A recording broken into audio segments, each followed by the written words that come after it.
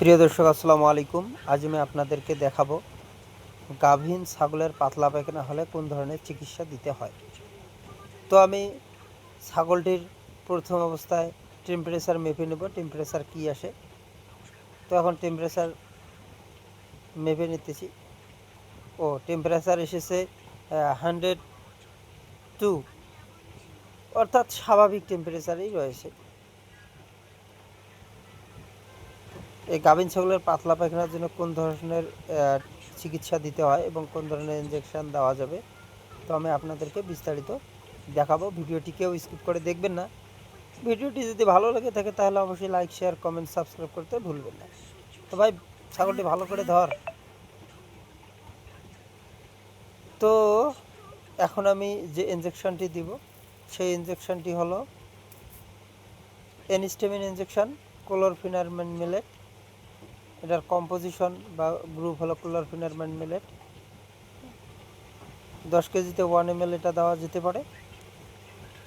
তারপর আমি সেকেন্ড পর্যায়ে যে ইনজেকশনটি দিব সেই ইনজেকশনটির নাম আপনাদেরকে আমি বলবো, আপনারা দেখতে থাকুন। তার আগে একটা জিনিস সাবধান, গাভীন অবস্থায় যে কোনো হুটহাট করে অ্যান্টিবায়োটিক দেওয়া যাবে না, তাহলে বাচ্চা অ্যাবর্শন হয়ে যেতে পারে। ঠিক আছে, তাহলে কিন্তু বাচ্চা অ্যাবর্শন হয়ে যেতে পারে। তো এরপর আমি যে ইনজেকশনটি দেব সেই ইনজেকশনটি হলো ইন্টাসেপ। এটার কম্পোজিশন হলো সেফট্রিয়াক্সন। ইন্টাসেপ 250 mg যে ইন্টাসেপ রয়েছে, সে 250 mg ইন্টাসেপ আমি পানি ডিস্টিল ওয়াটারের সঙ্গে গুলিয়ে এবার পুশ করে দেব। এখানে 500 mgও দেওয়া যাবে, তবে 500 mg দিলে ছাগলের বাচ্চার অ্যাবর্শন হওয়ার চান্স রয়েছে। ঠিক আছে, ছাগল অ্যাবর্শন হয়ে যেতে পারে বাচ্চা, তাই আমি সেখানে দিয়ে দেব।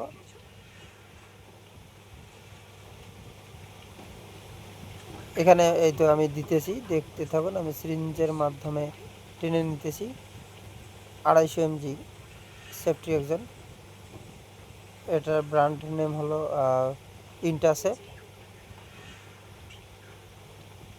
দেখুন এই চিকিৎসাটি এই তো মাংসপেশিতে আমি দিয়ে দিলাম আইএম। এটার চিকিৎসা হলো মোটামুটি 3 দিন দিতে হবে, পরপর 3 দিন। খাওয়ার জন্য অবশ্যই ওষুধ দিতে হবে।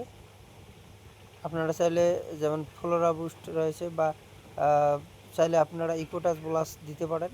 তো আমি এখানে দিব জাইমোভেট পাউডার। 4 ভাগ করে দিনে 2 বার করে। তো আপনাদেরকে পাউডারটা আমি অবশ্যই দেখাবো, দেখতে থাকুন। জাইমোভেট এটা হজম শক্তি বৃদ্ধি করে, খাওয়ার রুচি বাড়ায়।